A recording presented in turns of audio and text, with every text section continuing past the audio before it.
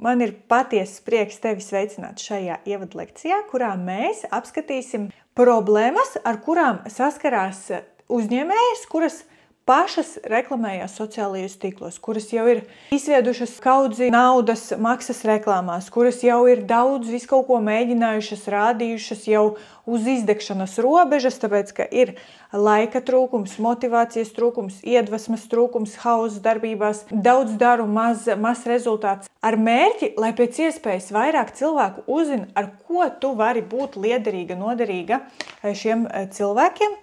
Un kā tad šie cilvēki par tevi uzzinās? Nekā, ja vien tu neveiksi izmaiņas savās darbībās sociālajos tīklos, ja vien tu nesapratīsi, kur tad ir tā enerģijas noplūde, kur tad ir tā rezultivitātes noplūde, kur tad ir tā zelta atslēdziņa, ar kuru tu vari atslēgt piekļuvi šiem cilvēkiem tev. Liekas, tu jau visu esi izdarījis, tu jau esi ienākusi šeit publiskajā vidē, tu jau esi ienākusi sociālajos tīklos un tu esi publiski pieejama. Tu tagad esi publiski pieejama visiem, kam ir radusies interese par tevi, ja?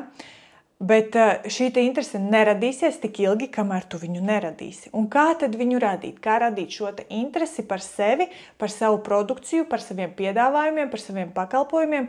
Kā tad radīt dabiski, organiski šo interesi pret sevi sociālajos tīklos tieši tiem, kuriem tu vari būt liederīga, tieši tiem, kuriem tu vari palīdzēt, lai viņi tevi ierauga šajos sociālajos tīklos, kā viņus uzrunāt. Te mēs nonākam pie pozicionēšanas, te mēs nonākam pie tā, kā tev pareizi sevi pozicionēt, tā, lai šie cilvēki pareizi tevi saprot, lai šie cilvēki, kad tevi atrod, viņi neprasa no tevis kaut ko viņi ir ieraudzījuši YouTube, Pinterestā, vēl kaut kur, ko tu nemaz nepiedāvā. Tātad šeit mēs runājam par pozicionēšanu, kā sevi pareizi pozicionēt tā, lai pēc tam nav jāpārveido šis tēls, kā atrast šo motīvu, kā sevi pozicionēt. Es domāju, ka tu esi dzirdējusi, ka diezgan populāri tagad ir runāt par pozicionēšanu. Neviens nav pa ātomiem tā kārtīgi šo motīvu izķidājis tā, lai tu vari saprast, kā tad man sevi pozicionēt. Tu tiksi vaļā no šīs uzmācīgās domas, ka tev visu laiku ir jāmācās, ka tu vēl neesi pietiekoši gudra, ka tu vēl neesi pietiekoši labi visu apgūsi, lai nāktu šeit un piedāvātu. Bieži vien tieši sociālie tīkli ir tas lifts, ar kura palīdzību tu centies tikt nākamajā līmenī. Tev liekas, ka tajā līmenī, kur tu tagad jau esi sasniegusi griestus, un šos griestus pārsist var tikai ar sociālo tīklu palīdzību. Arī par to parunāsim, kā beidzot pārsist šos griestus. Gan jau, ka tu būsi pamanījusi, ka tie, kas ir sociālajos tīklos, visi tie cilvēki, kas ir aktīvi sociālajos tīklos, viņiem visiem ir sakārtota stratēģija, viņiem visiem viss sanāk. Viņiem visiem ir daudz laika, viņiem nekad netrūkst motivācija. Viņi dara lietas un saņem rezultātus. Kaut kā liekas, ka pilnīgi sākumā man ir jāsakārto viss tas, un tad es varēšu būt sociālajos tīklos. Tātad sākumā man ir jāsakārto motivācija, man ir jādabūna labi rezultāti, man ir jāsasniedz kalnu virsotnes, man ir pašai viss jāizdara, un pēc tam, tad, kad viss būs ideāli, tad es varēšu nākt šeit sociālajos tīklos un stāstīt tālāk. Ko tad es varu palīdzēt? Kā tad es varu palīdzēt? Ko tad es varu iedot un kā no manis var saņemt šo palīdzību? Kā tev šķiet, tā ir tāda sakritība, ka viņiem visur vienmēr ir kārtībā? Diez vai tā ir sakritība. Kā tev šķiet, vai nav gadījumā tā, ka viņi sākumā vienkārši aizspieda acis un spieda gāzi grīdā un nāca šeit vienkārši tāpēc, ka neviens cits to viņu vietā neizdarīs, un pēc tam jau viss pārējais sakārtojās, pakārtojās un notika tas, tātad, uz ko viņi tiecās ar šo sociālo tīklu palīdzību. Tātad viņi sakārtoja šo savu motivāciju, viņi sakārtoja šīs savas finanses, viņi sakārtoja šo savu klientu plūsmu, viņiem vairāk nav šis laika trūkums, tāpēc, ka viņi zina, ko viņi dara, kāpēc viņi ir šeit sociālajos tīklos. Viņi saprot, uz kurien viņi iet. Un tātad tas, ar ko tev ir jāsāk, tātad tev ir jāsakārto šī motivācija, kāpēc tu nāc šeit sociālajos tīklos. Vai tu nāc šeit, lai dabūtu laikus, lai dabūtu uzslavas, lai tevi visi saprastu, lai tev glaudītu pa galviņu, lai neviens nedod Dievs nekad neko sliktu par tevi nepadomātu, lai būtu tāda vienkārši vibrētu tā neaizskarotu un nevienu nedod Dievs nenotrigerējot, vai tomēr tam, ka tu esi šeit sociālajos tīklos, ir mērķis, ir tieksme sasniegt rezultātu, un tu zini, ka neviens cits to neizdarīs tavā vietā, tev vienkārši tas ir jādara, tāpēc, ka neviens tev neiedos vairāk laiku, neviens tev neiedos vairāk motivāciju, neviens neizsapņos un nesasniegs šo te nākamo līmeni tavā realizācijā, ja tu neesi uz to gatava, ja tu sev nepasaki jā. Un tātad, ja tu neiznāc šeit un nepaziņo par sevi. Kā tev šķiet, šie te cilvēki, kas ir aktīvi sociālajos tīklos, viņiem ir šī zelta atslēdziņa, viņiem ir šis te risinājums, viņi ir pilnīgi pārliecināti 100% vienmēr, ka viņiem viss izdosies, un tāpēc viņi nāk, un tāpēc, ka viņi 100 reizi ir pārrediģējuši, pārbaudījuši, pārskatījuši savus video un sapratuši, ka jā, šitais točna aizies kosmosā, un tāpēc es to publicēju. Vai tomēr aiz šiem te panākumiem ir miljoniem mēģinājumu? Kā tev šķiet? Tad, ja tu zini, ka pilnīgi katram ir vieta šeit, pilnīgi katram ir sava individuālā vieta šeit, pilnīgi katrs drīkst būt šeit ar savu individuālo, atšķirīgo izpausmes versiju, nevis cenšoties kādam līdzināties, nevis cenšoties kaut kur iekļauties, nevis cenšoties atbilst kāda standartiem, bet radot savus standartus, radot savus mērķus, tiecoties uz saviem rezultātiem un noticot tam, ka pilnīgi katram ir sava individuālā pozīcija un nav ne ar viena pozīciju jācenšas ne kaut kādā veidā nesakrist, ne konkurēt, ne būt līdzvērtīgai. Vienkārši tev ir tiesības uz savu pozīciju šeit. Tādā veidā tu radi sev iespējas radīt savas komunas, atklājoties savam sekotājam kā iedvesmas avotam, kā cilvēkam, kurš sniedz šo te iedvesmu, nevis tikai vienmēr meklē viņu no kāda cita, bet rāda šo te iedvesmas frekvenci, uz kuras viļņa vēlēsies būt tās, kuras gribēs ar tevi būt vienā komunā. Tev nav jāspēlē pēc kāda konkrētiem noteikumiem, tev nav jācenšas kādu pārspēt, kādam līdzināties vai kādam būt līdzvērtīgai. Tev ir tiesības būt par tevi pašu, un tieši tie cilvēki, kuri tam notic, kuri to izmēģina, kuri to izdzīvo un izbauda, ir visinteresantākie sociālajos tīklos. Un dabūn šo te uzmanību no tieši tiem cilvēkiem, kuri tev ir vajadzīgi, kurus tu tik ļoti centies uzrunāt, bet tev līdz šim nesanāk, tāpēc, ka tu netici, ka tev ir uz to tiesības. Kā sākt ticēt, ka tev uz to ir tiesības? Tātad ejam tālāk uz rezultātu. Pēc šī video rezultāts būs, ka tu sāksi ticēt, ka tev izdosies. Iedošu arī vienu praktisku padomu, kā tad sākt runāt, kā tad sākt noticēt, ka es arī drīkstu runāt, un kā tad praktiski iznākt šeit ar savām pirmajām uzrunām. Šis būs ļoti labs praktisks ieteikums tiem, kuri joprojām kautrējās un baidās kaut ko izdarīt nepareizi. Visi kādreiz iesāk, visi kādreiz kļūdās, visi kādreiz ir veikuši miljonus mēģinājumus, līdz viņiem ir sācis izdoties. Nevienam nekad nekas neizdodas ar pirmo reizi pilnīgi perfekti. Pat tad, ja tev uz to brīdi likās perfekti, tāpatās pēc tam tu atklāji, ka visu var pieslīpēt. Tātad, līdz es sāku runāt tā, kā es runāju šobrīd, arī es veicu ļoti daudz mēģinājumus un ļoti daudz reizes izgāzos. Tas nenozīmē, ka arī tu izgāzīsies. Tas nozīmē, ka man pirms tam nebija cilvēks, kurš man parāda un pastāsta, kā ir pareizi. Tieši tāpēc tev ir paveicies, jo tu skaties šo video. Tev ir cilvēks, kurš tev izstāstīs, kā darīt un ko labāk nemaz nemēģināt, lai netērētu lieki savu laiku. Un visi kādreiz arī pieņem lēmumu iznākt ārpus savas komforta zonas. Ja tev šobrīd liekas, nē, ārpus taču man ir jānāk ārā no savas komforta zonas, un es nezinu, vai man to īstenībā vajag. Bet vai tas nozīmē, ka pilnīgi visiem ir jābūt sociālajos tīklos aktīviem? Vai tas nozīmē, ka pilnīgi visiem ir jābūt saviem sociālajiem tīkliem? Nē. Tas nozīmē tikai to, ka tie, kuri vēlās rakstīt savus noteikumus, spēlēt pēc saviem noteikumiem, pelnīt priekš sevis, nevis priekš kāda cita, tiem neizbēgami ir vajadzīgs lifts, kas viņus paceļ nākamajā līmenī, kas viņus izved sabiedrībā, kas parāda klientam, ka tu esi uzmanības vērta. Tātad šiem te cilvēkiem ir jābūt sociālajos tīklos aktīviem. Pārējie visi, kas vēlās palīdzēt citam pelnīt, pilnīgi nav obligāti būt sociālajos tīklos.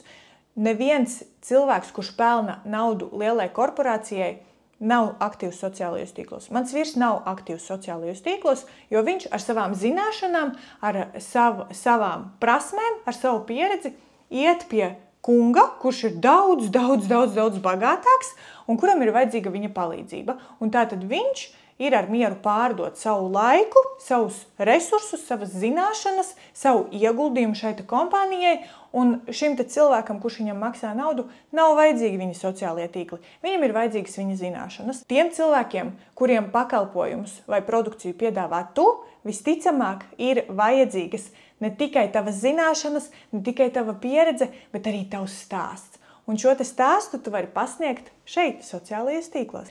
Tagad mēs saprotam, ka ne visiem ir jābūt aktīviem sociālo tīklu lietotājiem. Aktīviem sociālo tīklu lietotājiem un satura veidotājiem ir jābūt tiem cilvēkiem, kuri vēlās strādāt priekš sevis, kuri vēlās veidot savus noteikumus, kuri vēlās veidot savas komunas, kuri vēlās nodot tālāk savas zināšanas tiem, kuriem tās zināšanas šodien varētu noderēt nonākt tālāk, augstāk, nākamajā līmenī. Tieši tāpat kā es tagad dalos ar savām zināšanām, iespējams arī tu gribi dalīties ar savām zināšanām, ar saviem sekotājiem, ar cilvēkiem, kuri šobrīd ir tavā pagātnes kaut kādā versijā. Tāpēc daudzi cilvēki nav aktīvi sociālajos tīklos, jo viņi nesaprot, kā izmantot šo instrumentu savā labā, vai arī viņiem nemaz nav vajadzības izmantot šo instrumentu savā labā. Un tagad, kad tu esi pieņēmusi lēmumu izmantot šo instrumentu savā labā, tev ir jāiemācās, kā pareizi izmantot šo instrumentu savā labā, nevis pret sevi. Bieži vien tie, kuri cer, ka sociālie tīkli nesīs foršus rezultātus, saskarās ar tādu kā vilšanos, jo viņi nonāk transformācijas priekšā. Tātad panākumu vietā viņiem nāks iet cauri transformācijai. Un kāpēc? Kāpēc notiek šis transformācijas process? Tāpēc, ka ļoti daudzi cilvēki sāk mainīt kaut ko savā dzīvē, tāpēc, ka viņiem ir jau tādā pakaļā viss, ka vienkārši citas izvēles nav. Un tad, kad tu aiz šīs neforšās sajūtas nāc šeit, dalies, kaut ko stāsti, jā, ir cilvēki, kurus tas uzrunās. Tie pārsvarā ir tie cilvēki, kuri arī ir vai nu līdzīgā kaut kādā stadijā, kuri priecājās, ka kādam iet slikti, kuri nebūs ar tevi tajā brīdī, tad, kad tev viss dzīvē nokārtosies. Ar viņiem sāc būvēt šo savu komunu, ar tādiem cilvēkiem, kuriem patīk, ka tev ir bēdīgi, patīk, ka tev iet slikti, patīk, ka tev neveicas, patīk skatīties, kā tu pārdzīvo un ciet.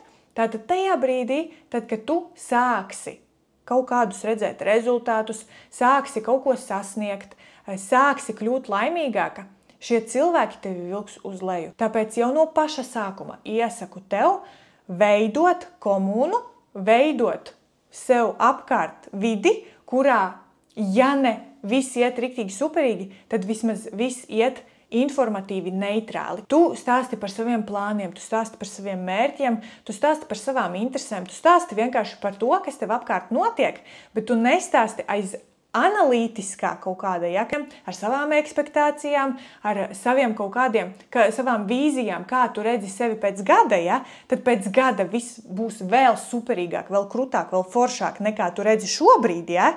Un tu tāda, bet es gribēju tieši tā, kā es biju iedomājusies. Nu tā taču nebūs, vai ne?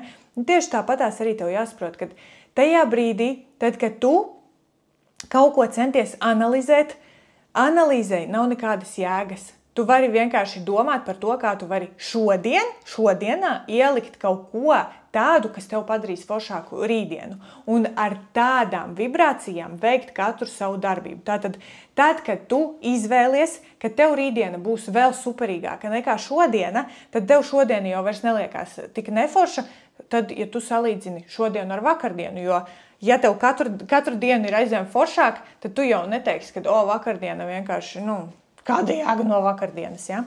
Tātad neapkraujamies ar negatīviem cilvēkiem, neapkraujamies ar cilvēkiem, kuri mums nenovēl veiksmi, neapkraujamies ar cilvēkiem, kuriem mēs nevaram palīdzēt. Šie cilvēki ir tādi, bet viņi ar ko atšķirās no tevis? Šie cilvēki ir tādi, kuriem patīk būt ciešanu pozīcijā, kuriem patīk, kad viņiem iet slikti, kuri nav gatavi iet šo transformatīvo ceļu un kuriem nekad dzīvē nepatiks, ja kādam citam iet labi. Un, līdz ar to viņiem nepatiks arī, ka viņiem pašiem kādreiz varētu iet labi. Ja?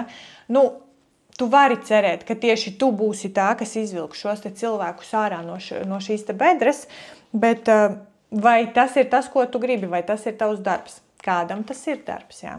Tad panākumu vietā, tad, kad tu ienāc sociālajos tīklos, bieži vien panākumu vietā tu saņem transformāciju. Tātad tu nonāc uz transformācijas ceļa. Tāpēc, ka tu gaidīji līdz pēdējiem, tad, kad viss jau būs tik ļoti neizturami, kad sliktāk jau vairs nevar būt. Ja? Un tad šis transformācijas ceļš tev parāda, ka var būt arī sliktāk. Var arī izrādās, ka var būt arī sliktāk. Ja? Bet tad, ja tu negaidi, ka paliks sliktāk, ja? Ka tu negaidi šo te viszemāko pozīciju, kādu vien tev dzīve var šobrīd piedāvāt, bet tu īstenībā man šobrīd visa kā ir pietiekoši. Visus rēķinus es samaksāju pilnīgi mierīgi. Ar visiem man ir labas, normālas tādas attiecības. Ne ar vienu es baigajos konfliktos neesmu. Ja? Ja paskatās no malas, nav kur piekasīties. Ja? Ja labi gribētu, varētu atrast, bet priekš kā man tagad meklēt. Ja? Tad es ko piedāvāju? Tā vietā, lai meklētu, kur piekasīties, tāpatās kā tā vietā, lai pārbaudītu bildi 100 reizes pirms viņu publicēt, ja? Tā vietā, lai pārbaudītu, pārskenētu savu dzīvi 100 reizes pirms vispār kaut kādas izmaiņas ieviest, ja? Vienmēr ir uz ko tiekties. Tik ilgi, kamēr tu nebūsi gatava iziet šo transformatīvo ceļu, tik ilgi arī nebūs panākumi. Tātad, pirms tu sasniegsi jebkādus panākumus, tev būs vajadzīga kaut vai minimāla transformācija, jebkurā no dzīves jomām. Tas var būt finanses, tas var būt attiecības, tā var būt veselība, tā var būt realizācija. Ja? Kad tev pienāk šis transformāciju posms, tavs uzdevums ir izsakot līdz dzīve tevi nospiež uz ceļiem. Ja? Tātad tajā brīdī, tad, kad tev ir pienācis laiks transformācijai veselības jomā, attiecību jomā, realizācijas jomā vai finanšu jomā, ja? Tad jau nav vienkārši, nav izvēles. Tev vienkārši ir jāmeklē kaut kāds savs jauns ceļš, jauns paņēmiens. Ja? Un daudzi, kā šo jauno ceļu, izvēlās sociālos tīklus. Ja? Vai nākt šeit ar savu kaut kādu stāstu, ar savu kaut kādu risinājumu, tāpēc, ka man pašam ir nācies iziet tam cauri, tāpēc es tagad esmu gatava nākt un šeit dalīties. Ja? Vai, ja tas ir, piemēram, transformācija finanšu jomā, tad sociālie tīkli tiek izmantots kā nepareizs instruments tiem, kuri vēlās pārsist savus finansiālos griestus. Transformācijas, kas ir sakarā ar realizāciju, ar sociālo tīklu palīdzību, pilnīgi vienmēr ir sāpīgas tad, ja tu neej tur ar interesi, bet aiz vajadzības, ka tev jau sāp mugura, ja, piemēram, ka tev jau sāp mugura, tev jau tā viņa sāp, tu jau tā esi pārstrādājusies, ka tev jau tā sāp mugura, ka tev vienkārši nākas izdomāt, kā nopelnīt kaut vai tikpat, kā tu strādāji iepriekš pati, ja, kaut vai tikpat, ja ne jāsamierinās ar mazāku peļņu, nekā tad, ja tu šajā realizācijas transformācijā ej ar domu, ka pagaidām it kā viss ir ok, bet varētu pamēģināt, ja? Un tad es varētu pamēģināt vēlreiz, es varētu pamēģināt 100 reizi, ja? Un dot sev iespēju pamēģināt, un es atjēdzos 40 gados, ka man nesāp mugurai. Mēs runājam par tādu mīksto transformāciju, kurā tu esi gājusi pati ar interesi, nevis aiz vajadzības, aiz tāda, nekas cits neatliek. Ir arī svarīgi mācēt apstāties, izanalizēt, ieelpot, pavērot, saprast, kā man trūks šobrīd, ja? Aiz tādas intereses, kā man trūks, nevis aiz tādas, ko man vēl vajag, bez kā es nevaru dzīvot, ja, bez kā es tūt nomiršu, bet ko man vēl būtu interesanti pamēģināt, ko man vēl būtu interesanti uzzināt, ja? Un tad, ja tu visu laiku turi sevi šajās te vibrācijās, tad sociālajos tīklos tev nekad nebūs kaut kādas analīzes, tev nekad nebūs kaut kādas liekas kustības, tev nekad nebūs hausa. Tu vienmēr darīsi to, kas tev ir interesanti, tu runāsi ar cilvēkiem par to, kas tev ir interesanti, un kas notiek tad, ja tu runā ar cilvēkiem par to, kas tev ir interesanti. Pilnīgi pareizi.